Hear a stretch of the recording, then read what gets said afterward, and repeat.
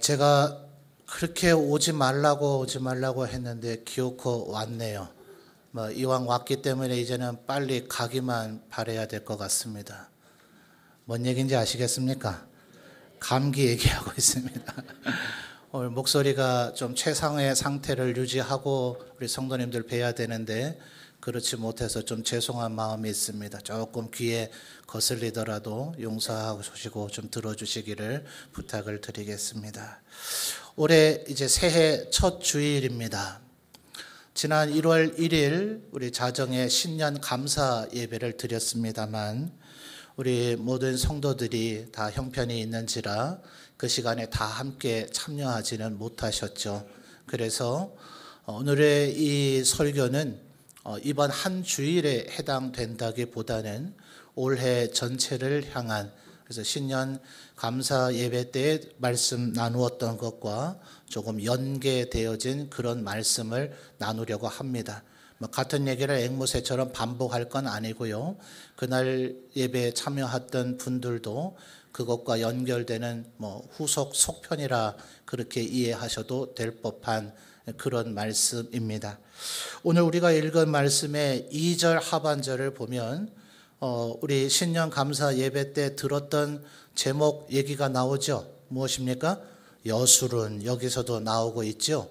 그러니까 모세를 통해서 신명기 33장에서 하나님께서 이스라엘 백성에게 이야기하셨던 그 얘기를 이사야가 지금 또 다른 각도에서 이야기를 하고 있다 해도 과언이 아닐 것입니다. 그런데 오늘 우리가 읽은 이 44장 1절에서 5절까지의 말씀을 보다 잘 이해를 하려면 43장 19절에서 20절 말씀을 먼저 조금 볼 필요가 있겠습니다. 자, 43장 19절에서 20절 여러분이 한번 읽어주시죠. 시작.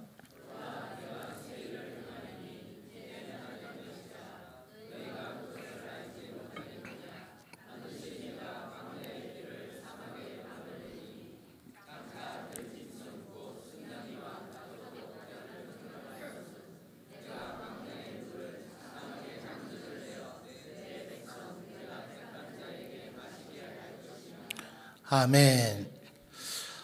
사실은 어떤 면에서 보면 오늘 우리가 읽은 44장 1절에서 5절까지는 이 43장 19절 20절의 말씀을 다시 부연 설명하고 있는 말씀이라고도 볼 수가 있습니다.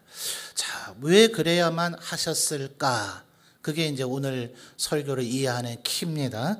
그래서 먼저 43장 19, 20절을 간략하게 한번 정리를 해보죠. 19절 상반절을 보니까 첫 마디로 하나님께서 보라 내가 뭐라 얘기하시죠? 새 일을 행하신대요. 자, 이 하나님의 이 새 일이 도대체 뭐냐? 요걸 오늘 여러분 잘 이해하셔야 될 거예요. 그런데 19절과 20절을 보면 하나님께서 설명하시기를 19절 하반절에는 광야에 뭐를 내신대요? 길을 내시고요. 사막에요? 강을 내신답니다. 20절에 보니까 같은 얘기가 비슷하게 조금 다르게 반복이 돼요. 이번에는 광야에 뭐를요?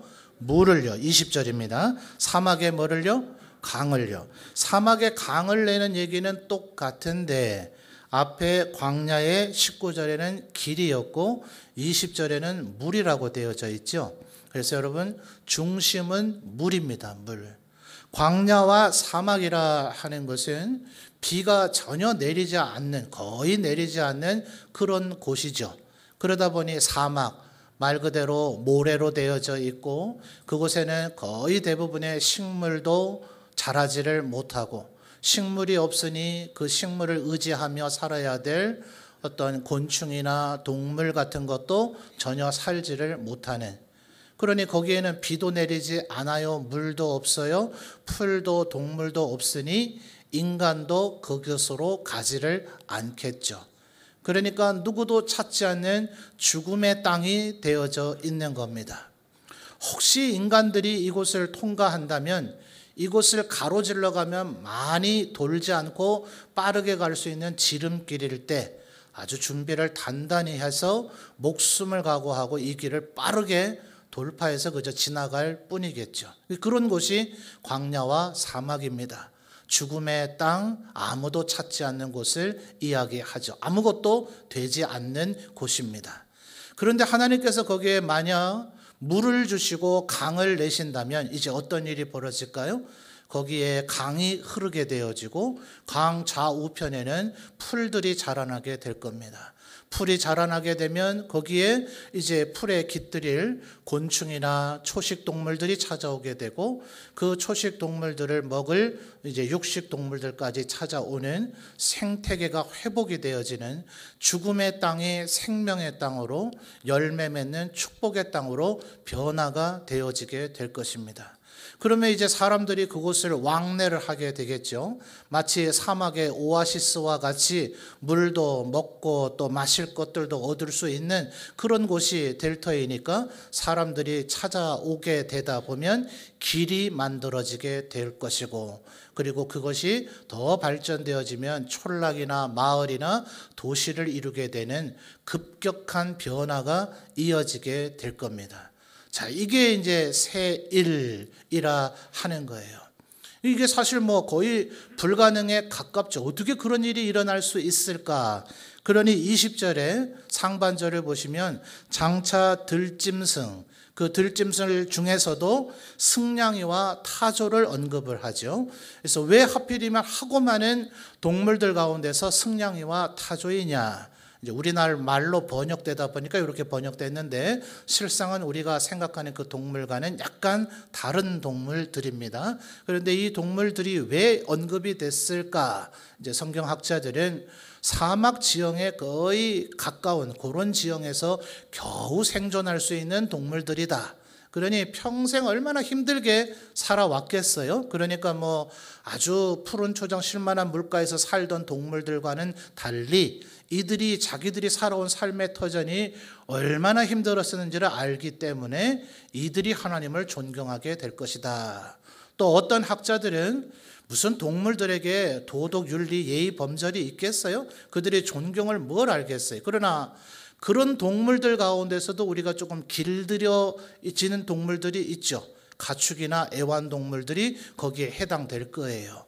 그런데 아무리 길들여도 절대로 거의 길들여지지 않는 것들 중에 대표적인 것이 승냥이와 타조란 말이에요.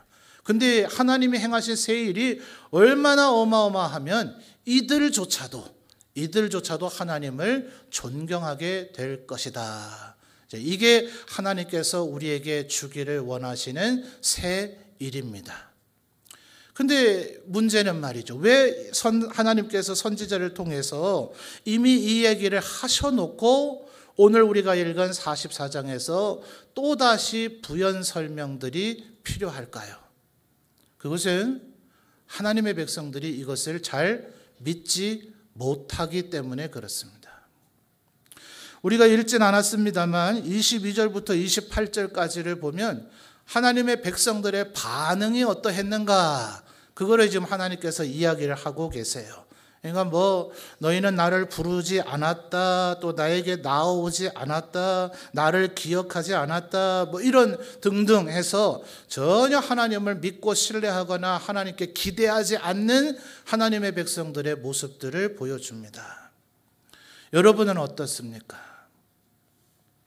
실상 지난 연말이나 지금 연초, 뭐 지난 주간에 이제 우리 새 해가 바뀌었잖아요. 뭐 연말 연초가 된 지 지금 며칠 안 됐습니다만 실제로 우리가 살아가는 삶의 그 환경과 형편들이 그렇게 막 하루아침에 확확 바뀌지를 않죠. 뭐 사회에서 들려오는 얘기들은 그저 어제 있었던 일들이 오늘 있고, 저 산을 봐라 영원토록 그 자리에 있다, 저 강을 봐라 여전히 흐르던 그 자리로만 흐르고 있다. 모든 건 변화되지 않는다는 거죠. 가난한 사람은 여전히 가난하고 부자인 이들만 여전히 부자이고 힘든 자들은 여전히 힘들 뿐이지 우리의 삶에 무슨 변화가 있을 수 있겠느냐 하는 이런 아주 절망적이고 좌절에 가까운 얘기들만 우리에게 사실 많이 들려옵니다. 여러분은 어떠세요?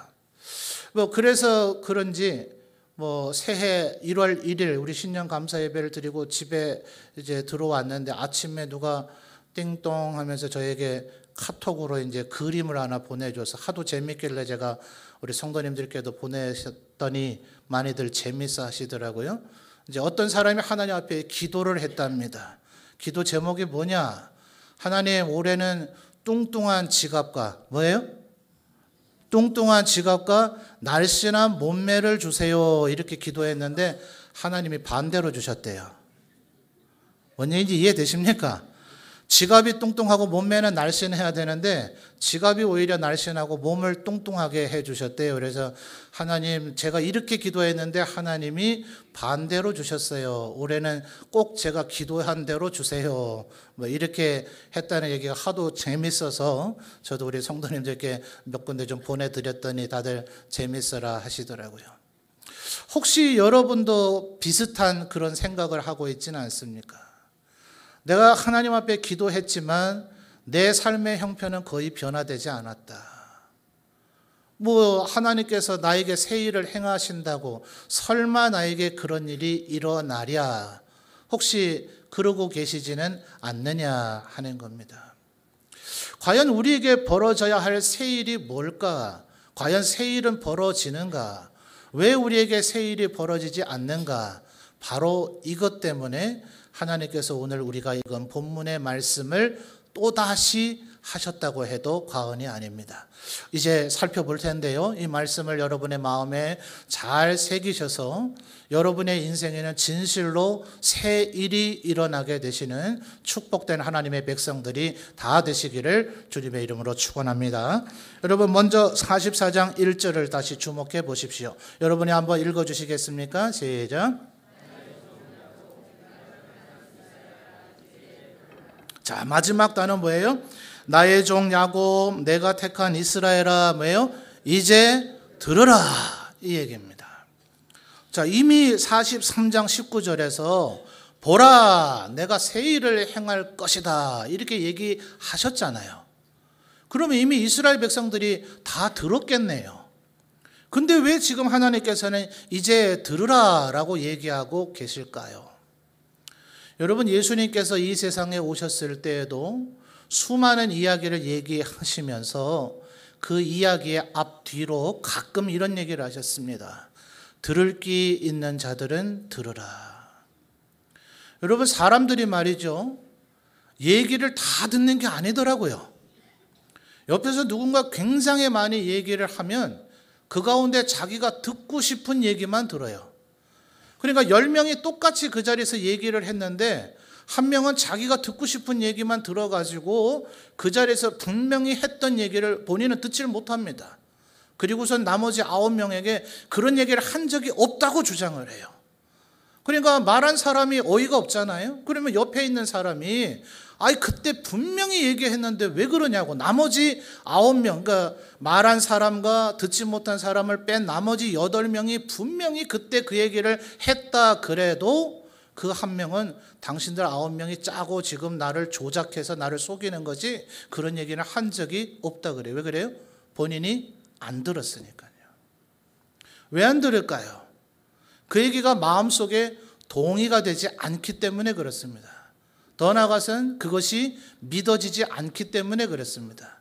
그 얘기가 들으나 마나 한 얘기, 들을 가치가 없는 얘기, 절대 저런 얘기를 듣느니 차라리 내 귀를 막겠다, 이런 정도의 가치 없는 얘기라고 여겨질 때, 마음에 동의가 되고 지지가 되지 않을 때 그런 얘기는 듣지 않습니다. 아무리 옆에서 천둥과 같은 큰 소리로 한 번이 아니라 10번, 100번, 1000번, 10,000번을 반복해 줘도 듣지를 않습니다. 바로 이게 문제거든요. 그래서 지금 하나님께서 선지자를 통해서 뭐라고 얘기하십니까? 이제 들으라는 거예요. 그것을 들으면 왜 그걸 듣지 않는가? 실상 가장 그 모든 것의 핵심은 그 말을 믿지 못하기 때문에 그래요. 여러분, 그래서 20세기에 중요한 신학자 중에 한 분이 이런 얘기를 했습니다. 잘 들어보세요. 예수 믿는 사람들에게 제일 힘든 것이 하나님을 믿는 것이다 라는 거예요. 여러분 도대체 믿음이 뭡니까? 믿음이. 제가 이 관련된 설교를 신년 감사 예배 때 여술운이라는 제목으로 설교를 했고, 오늘 이 설교를 하면서 우리 성도님들에게 하나님께서 올해 여러분에게 놀라운 일, 새로운 일을 행하실 것이다, 이런 얘기만 해서는 안 되겠다, 뭔가 좀 더 보완 장치가 좀 있어야 되겠다는 그런 생각이 들어서 내일부터 하는 신년 비전 기도회 때 주제를 믿음으로 해서 주제 시리즈의 설교를 하려고 합니다. 도저히 이런 얘기들은 한 번의 설교에서 담아내기가 쉽지 않기 때문에 그저 한 7번 정도를 해서 조금 종합적이고 입체적으로 믿음이 뭔가 이런 거 우리 성도님들하고 함께 좀 생각을 해보려고 그래요. 성경에서 분명히 보면 의인은 믿음으로 말미암아 살리라 얘기했죠. 주 예수를 믿으라, 그리하면 너와 내 집이 구원을 얻으리라, 이런 얘기들을 많이 하고 있는데 여러분 도대체 뭘 믿고 계시냐 말이에요. 누군가 여러분에게 믿음이 뭐냐고 만약 물으신다면 여러분 뭐라고 설명하시겠어요? 도대체 믿는다는 게 뭐냐? 예수 교회 다니는 사람들 맨날 예수 믿으라 예수 믿으라 그러는데 그 예수 믿는다는 그 믿음이라는 게 도대체 뭐냐? 그걸 믿으면 왜 우리의 삶이 변화가 되고 우리에게 무슨 뭐 구원을 얻는다, 영생을 얻는다, 우리의 삶이 바뀐다, 도대체 그게 왜 그러냐?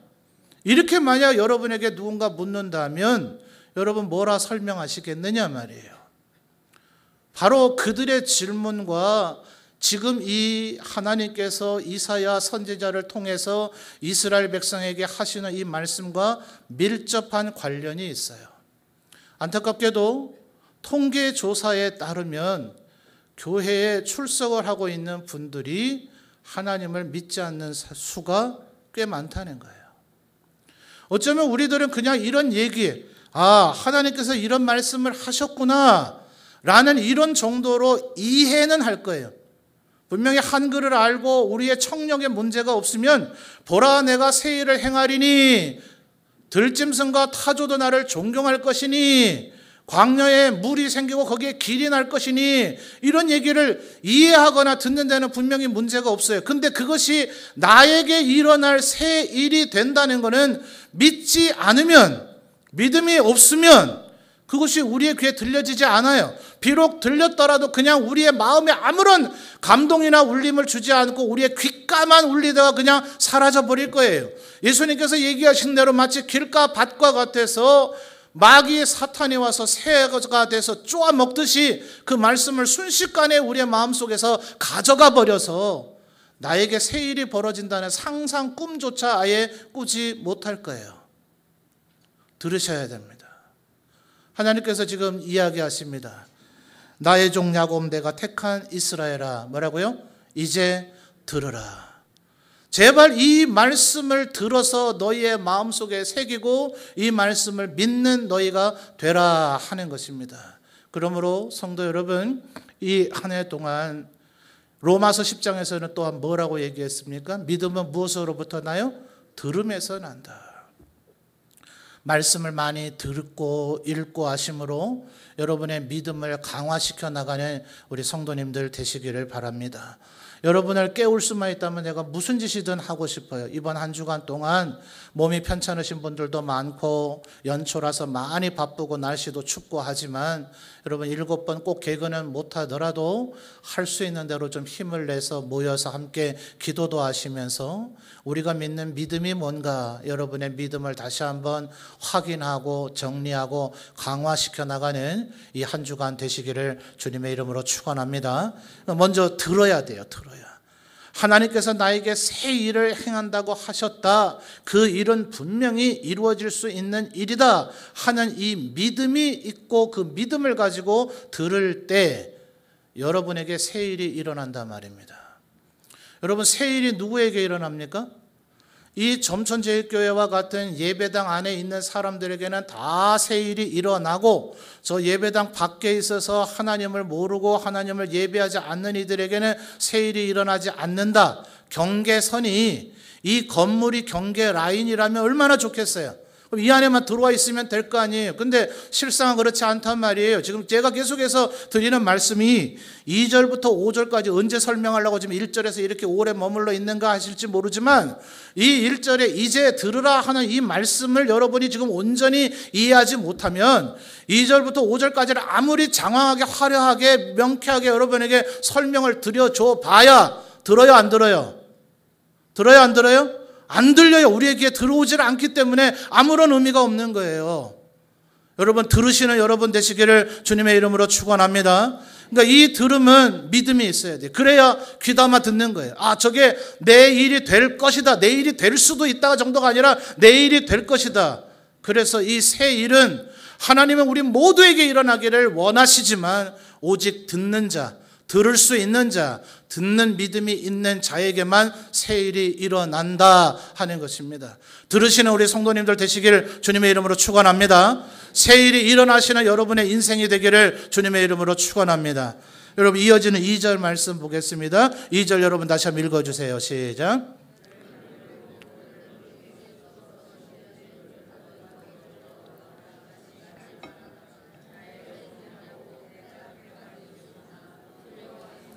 아멘.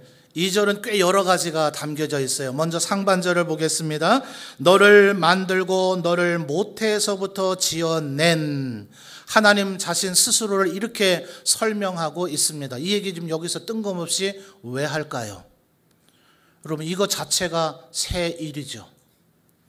우리에게 일어나는 새 일로 인하여서 광야가 그 사막과 광야였던 그곳이 물이 흐르는 강이 되고 길이 나고 거기가 도시가 되고 생명이 흘러넘치는 곳이 된다. 그게 그렇게 놀랍습니까?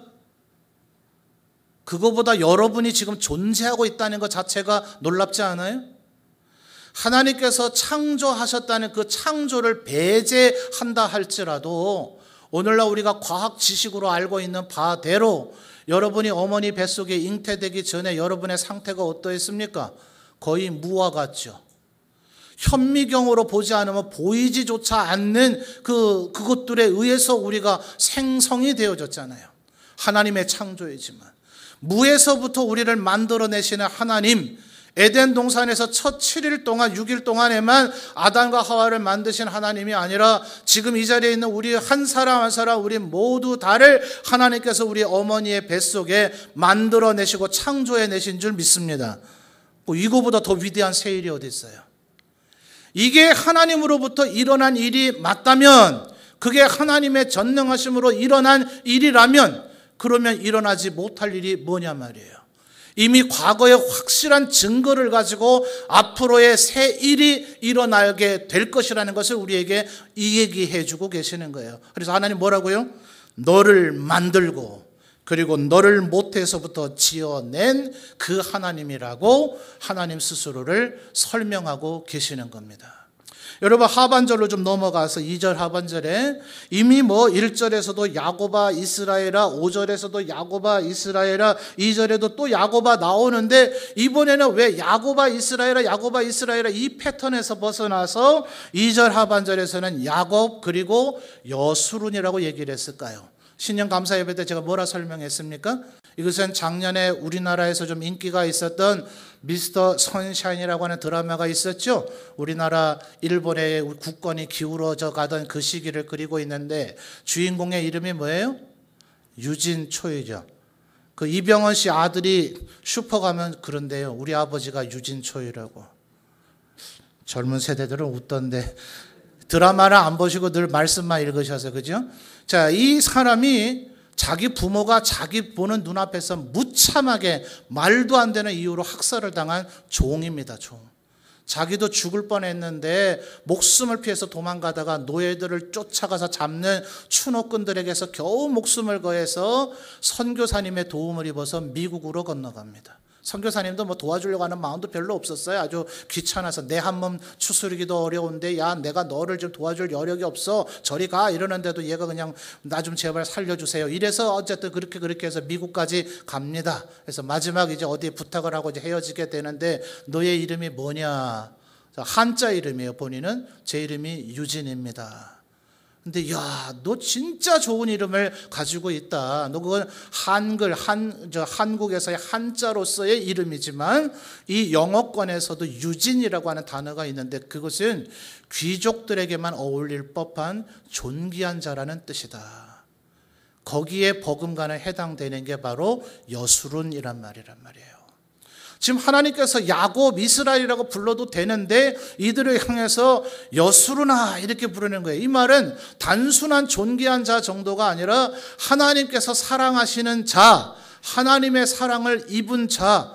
여러분, 이게 어마어마한 축권인 줄 믿습니까?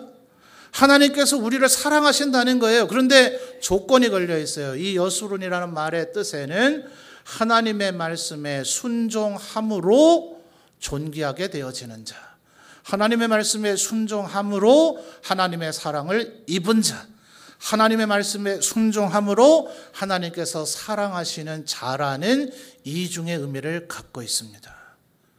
그러니까 지금 이 새 일이 내 것이 되어지는 비결은 뭔가? 너 내 말에 순종하라는 거예요.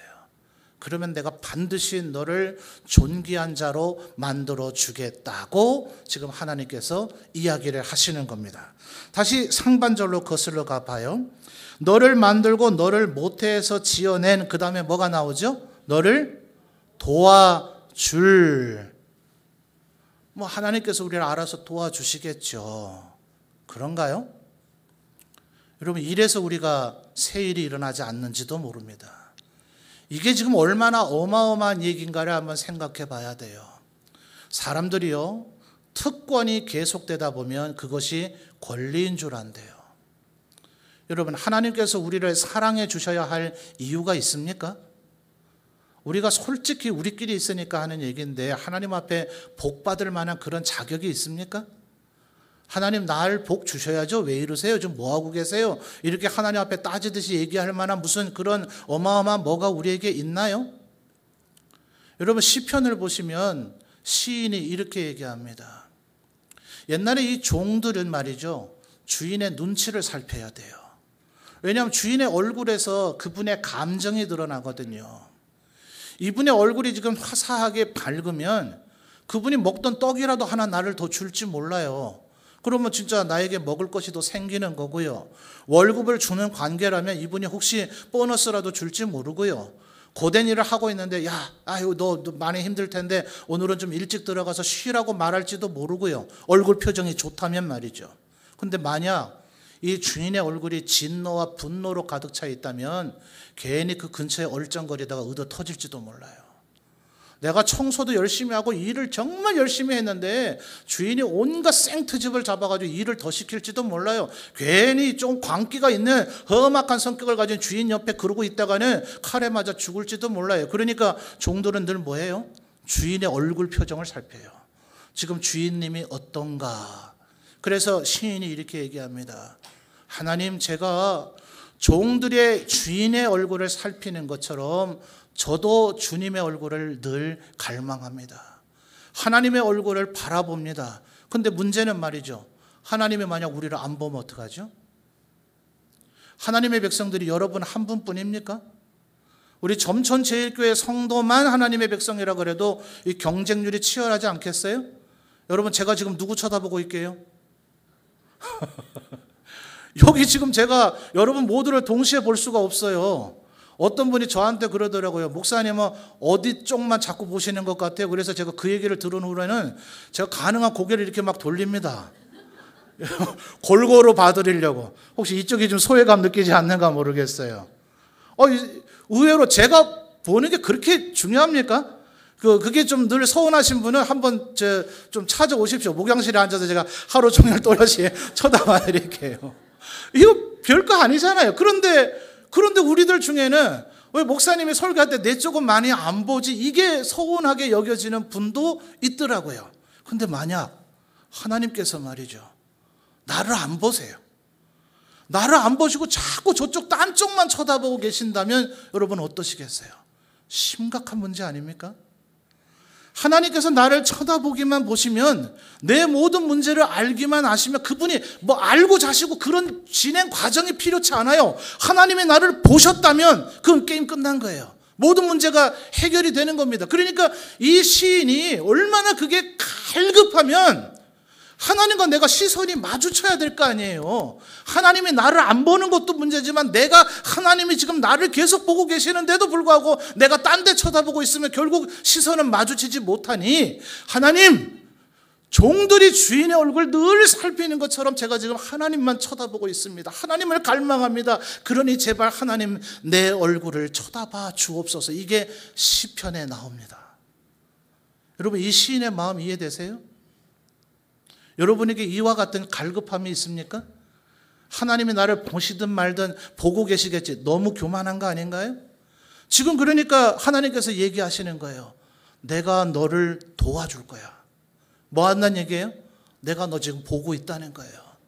제발 하나님은요, 우리 모두를 동시에 쳐다볼 수 있는 능력이 있으신 줄 믿습니다. 하나님은 단 한순간도 딴 데 보지 않으세요. 여러분들 보고 계세요. 문제가 해결되지 않고 내게 아무런 일이 일어나지 않고 있는 것은 사실은 내가 엉뚱한 데 쳐다보고 있어서 그래요. 그러니까 날 보라고 지금 하나님 얘기하시는 거예요. 너를 도와줄 나 여호와다. 내가 너를 여sur은 존귀한 자로까지 여기고 있다. 내가 너를 안 보고 어디를 보겠느냐. 그러니까 제발 너도 나를 좀 보지 않으련 하나님께서 지금 이 얘기를 하고 있는 거예요. 그런 사람의 마음에는 2절 하반절 내가 택한 여수르나 두려워하지 말라. 그에겐 두려움이 사라질 겁니다. 자꾸 문제를 쳐다보니까 두렵죠. 자꾸 문제를 쳐다보니까 아무 일도 일어나지 않을 것 같죠. 우리의 눈동자를 하나님에게로 주목하면, 하나님을 쳐다보면 우리의 믿음이 강화되어지고 하나님께서 우리의 음성을 들으시고 우리를 도와주시며 우리를 여수론이라 여기셔서 우리의 모든 문제가 한순간에 해결되어지게 될 줄 믿습니다. 새일이 일어날 줄 믿습니까? 새일이 일어날 줄 믿습니까? 하나님께서 이제 여러분을 쳐다보고 계신다는 걸 믿으시겠습니까? 하나님께서 무슨 일이든지 능하시다는 걸 믿습니까? 이제 들으십시오. 하나님을 쳐다보십시오. 하나님께 간구하십시오. 그러면 그렇게 하는 자에겐 새 일이 일어난단 말이에요. 이런 얘기를 듣고 그냥 여사로 흘려버리니까 새 일이 일어날 수도 있겠지. 누군가에게 새 일이 일어나겠지. 설마 그게 내일이랴. 이러고 있으니까 아무 일이 안 일어난단 말입니다. 하나님의 말씀을 듣고 그분을 쳐다보고 그분이 무슨 일이든지 행하실 수 있는 능력이 있으신 분이라는 걸 믿고 하나님을 청종하면 하나님께서 반드시 우리 모두의 삶에 새 일을 이루실 줄 믿습니다. 근데 문제는 그 새 일이 뚱뚱한 지갑이냐 말이에요. 3절을 보겠습니다. 3절 여러분 읽어주십시오. 시작.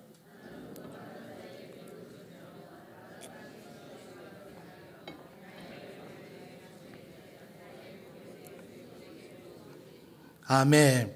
3절 계속해서 무슨 얘기가 나옵니까? 물의 얘기가 나옵니다. 물의 얘기가 아닙니다. 물의 얘기가 나오지만 물의 얘기가 아닙니다. 물질적인 물의 얘기가 영적인 물의 얘기로 바뀌어져 가고 있습니다. 자, 19절 아까 우리 43장 19절 20절에서는 광야 사막 이 메마른 죽음의 땅을 바꾸는 그것이 물이었죠. 물. 내가 사막에 물을 내겠다, 강을 내겠다 얘기하셨는데 3절에 그 얘기부터 시작하죠. 내가 목마른 자에게 뭘 줘요? 물을 주세요. 마른 땅에 뭘 해요? 시내가 흐르게 하세요. 그리고 무엇을 주십니까? 나의 영을 너의 자손에게, 너의 자손들에게 주겠다 하시는 거예요. 여러분, 예수님께서도 이와 같은 얘기를 하셨죠. 구하라, 찾으라, 두드리라. 하나님께서는 우리에게 너희 아버지가 악한 자일지라도 너에게 좋은 것을 주고자 하거든. 하물며 하늘에 계신 너희 아버지께서. 그래서 신학자들이 예수님이 거의 똑같은 얘기를 여기서는 이렇게 얘기하셨고 저기서는 이렇게 얘기하셨다라고 이해하는 이들도 있고, 어떤 신학자들은 마태는 예수님이 얘기한 그대로 하늘에 계신 너희 아버지가 너희에게 좋은 것을 주시지 않겠느냐라고 기록을 했는데, 누가는 하나님이 우리에게 주실 것들 중에 제일 좋은 것은 결국 성령님이다. 성령님이 임하시면 나머지 것은 우리에게 다 해결이 된다. 무엇을 먹을까 마실까 염려하지 말라. 이는 이방인이 구하는 것이요 너희 하늘 아버지는 너희에게 무엇이 필요한지 다 아시느니라. 먼저 너희는 하나님의 나라와 하나님의 의로움만을 추구하라. 그러면 이 모든 것을 너희에게 더하시리라. 아멘. 믿습니까? 그러니까 지금 하나님께서 그냥 물 주신다는 얘기, 우리에게 일어날 새 일이 도대체 뭐냐? 어마어마한 재산 좋죠. 뚱뚱한 지갑 좋아요. 날씬한 몸매도 좋고 다 좋은데 그런 것 하찮은 거란 말이죠. 그런 것보다 훨씬 더 좋은 것은 성령님이란 말이에요. 하나님의 영이 우리에게 충만하게 임하면 여러분 도대체 돈 얼마쯤 은행에 잔고를 쌓아 보셨습니까? 집은 몇 채쯤이나 있으십니까? 우리나라의 집에 50채가 넘는 사람이 몇만 명이 된다며요. 와, 설마 개집 50채는 아니겠죠? 개집이라도 50개 있어 봤으면 좋겠네요. 그런데 그분들이 다 행복한 건 아니던데요? 아니, 날씬한 몸매 좋은데요. 요즘 젊은 세대들은 우월한 유전자라는 표현을 씁니다. 뭔 얘기인지 아십니까? 그 아버지도 성형수술한 게 아니라 원래부터 아주 이쁘고 잘생기고 멋있고 이러고 어머니도 그래가지고 그 둘 사이에서 태어난 아이들이 좋은 성분만 이어받아서 아주 탁월한 미남 미녀가 됐다. 이래서 그걸 우월한 유전자로 이런 식으로 표현을 합니다. 그러면 우월한 유전자를 가지고 집도 한 50채가 되고 누구는 그저 아버지를 동원하든 성적을 조작하든 이래가지고 조작을 해서 겨우 들어갈까 말까 하는 그런 학교를 그냥 아주 우습게 들어가서 요새 고3 애들 보니까 문을 열고 들어가는 합격이라 이런 말이 있던데요. 점수가 넉넉하게 남으면 문 열고 들어가면서 합격이라 그러고 겨우 턱걸이로 합격하면 문 닫으면서 드는 합격. 모르셔도 됩니다. 알아서들 할 겁니다. 아니, 그런 명문 대학을 문 열고 넉넉하게 들어갔다 하더라도 그분들이 다 행복한 건 아니더라고요. 예? 아내가 신년 초부터 좀 그런 얘기는 좀 하지 마세요 그러던데 이 얘기를 해야 여러분이 대조가 되잖아요. 대조가. 헐벗고 굶주리고 못나고 이렇게 고생하는 사람들의 자살 비율이 훨씬 높은 게 아니라 통계 수치는 그런 사람이 우리가 그렇게 부러워하고 흠모할 만한 이 새 일이 뭔지는 모르지만 하나님 이왕이면 수많은 새 일도 중에 저에게는 돈을요. 저에게는 날씬한 몸매를요. 저에게는 제발 합격을요. 저에게 진급을요. 우리가 그렇게 부러워하고 갖고 싶어하는 그 새 일, 그런 유형의 새 일을 이미 넉넉하게 갖고 있는 사람들이 왜 죽기는 왜 죽냔 말이에요. 그 모든 것들을 소유하고 있어도 그들의 마음은 공허하고 쓸쓸하고 허탈하기 그지없어서 삶을 포기할 지경에 이르더라 하는 거예요. 그거는 새 일이 되지 못해요. 조금 편하고 좋은 환경을 우리에게 제공할지는 모르지만 그것이 근본적으로 우리의 삶을 바꾸지는 못해요. 하나님의 영이 폭포수의 강과 같이 우리에게 부어지게 되면 우리에게 정말 놀라운 새 일이 벌어지게 되어질 줄 믿습니다. 그런 사람은 그 어떤 환경과 형편도 더 이상 문제가 되지 않아요. 늘 기쁨이 흘러 넘치게 되어질 줄 믿습니다. 여러분, 만약 요한 사도가 이 믿음, 이 성령 충만함이 없었다면 그는 노예처럼 이 노동에 종사하고 있는 반모 섬에서 요한계시록을 절대로 기록하지 못했을 겁니다. 요한계시록을 여러분 어떤 성경이라고 이해하고 계십니까? 수많은 미래에 대한 비밀스러운 얘기요? 그거는 사실 지엽적인 겁니다.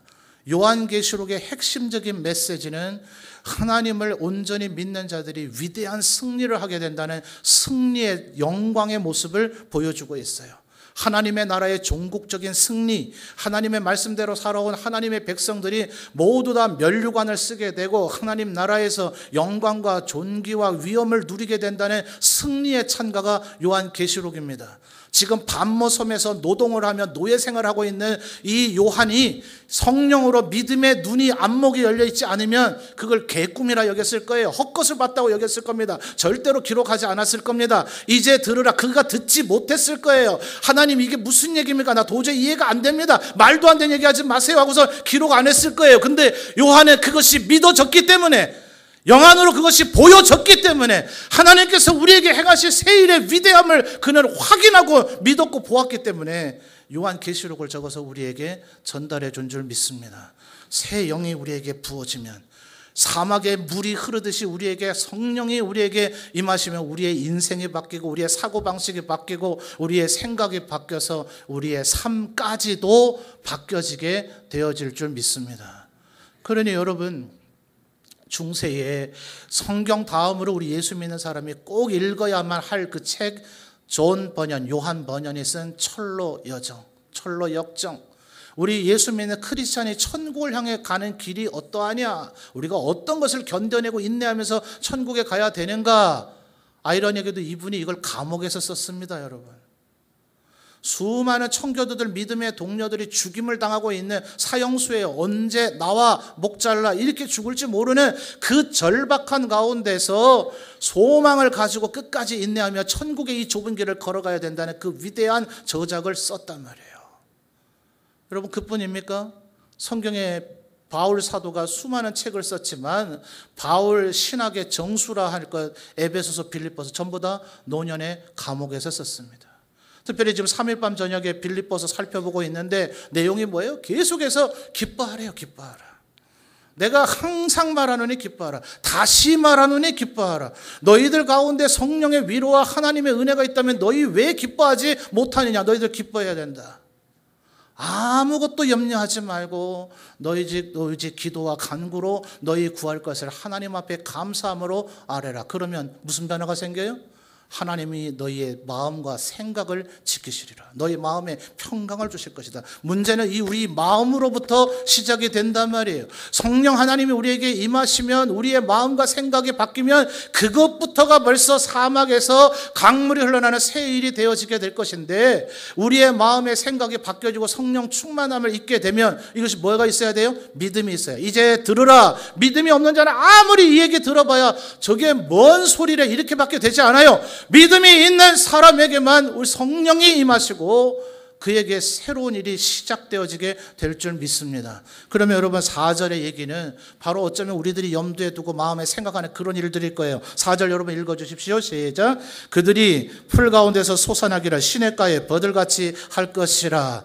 이 버들이라고 번역한 것이 아주 적절한 번역입니다. 똑같은 나무 수종을 얘기하는 것은 아닙니다. 그런데 우리나라의 버드나무가 어떻습니까? 봄이 오려나 언제 오려나 아직 추운데 꽃샘추인데 정말 봄이 오려나 어떤 순간 갑자기 보니까 개나리가 피어있고 버드나무가 뽀송뽀송 털 그것이 벌써 새싹에 나 있지 않던가요? 하루면 되죠. 반나절이면 되죠. 길어봐야 2, 3일이면 순식간에 겨울에서 봄으로 바뀌어버립니다. 순식간에 변화되는, 여러분이 머릿속에 혹시 염두에 아직도 두고 있는 혹시 뚱뚱한 지갑, 날씬한 몸매에 그런 건 전부 다 4절 속에 들어가 있어요. 성령 충만하면, 우리의 인생이 바뀌면, 그래서 하나님의 말씀을 늘 들으면, 그분의 얼굴을 주목하면, 그리고 그분이 나를 도와주실 것이라고 믿으면, 나를 여수run이로 여기고 있다는 걸 믿으면, 그래서 두려움을 떨쳐내면 여러분의 삶의 문제는 하루아침에 순식간에 바뀌어진단 말이에요. 제발 거기에 목숨 걸지 말고 내 얼굴, 내 눈동자에 하나님을 향하겠습니다. 주님 제발 나를 봐 주옵소서. 나에게 성령의 기름 부으심을 허락하여 주옵소서. 여기에 목숨 것이라고요. 기도할 만한 이유가 있지 않습니까?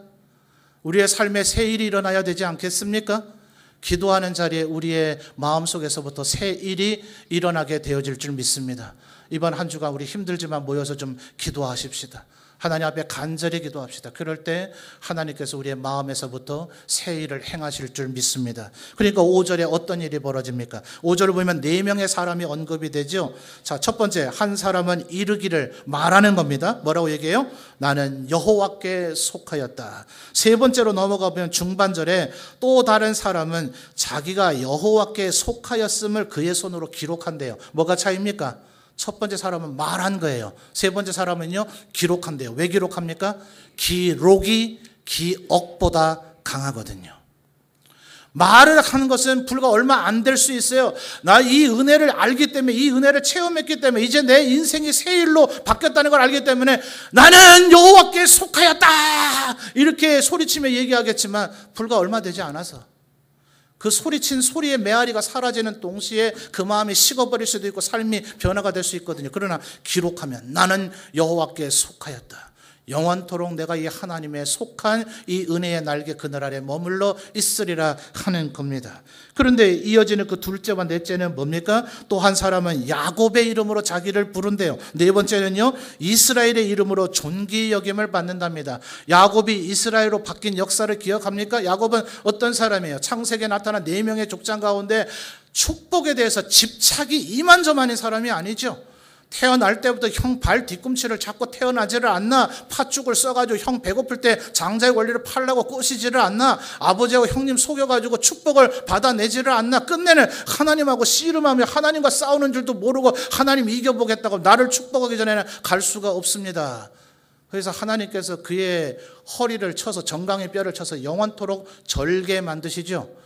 남 속이고 남 뺏고 거짓말하는 그따위 삶을 살지 말라. 야곱처럼 살지 말라. 축복은 내가 줄 터니까 너는 이제 하나님을 이긴 자 이스라엘이라는 존귀한 이름, 여수론에 더하죠. 여수론과 버금가고 여수론보다 더한 이스라엘의 이름으로 존귀 여김을 받으리라. 축복은 내가 줄 터이니 너는 그냥 나만 쳐다보라. 분이엘, 하나님의 얼굴을 배웠다.